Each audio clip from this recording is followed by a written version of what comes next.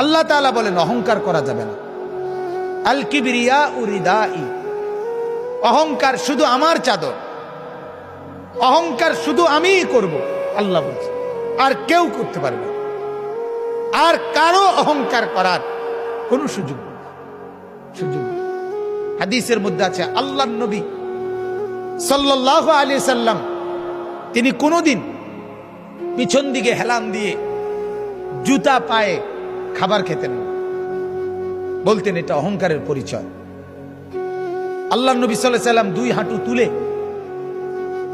পিঠ সোজা রেখে মাথা ঝুঁকায়া এরপরে খানা খেতেন, হাদিস।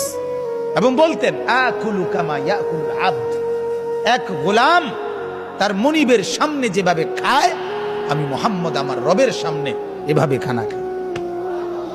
বিনয়, তাওয়াজু। আল্লাহ তাআলা বলেন অহংকার করা যাবে না।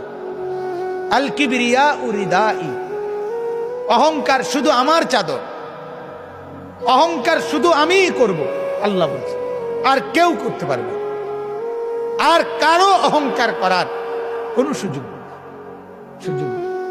হাদিসের মধ্যে আছে আল্লাহর নবী সাল্লাল্লাহু আলাইহি সাল্লাম তিনি কোনোদিন পিছন দিকে হেলান দিয়ে জুতা পায়ে খাবার খেতেন না, বলতেন এটা অহংকারের পরিচয়। আল্লাহর নবী সাল্লাল্লাহু আলাইহি সাল্লাম দুই হাঁটু তুলে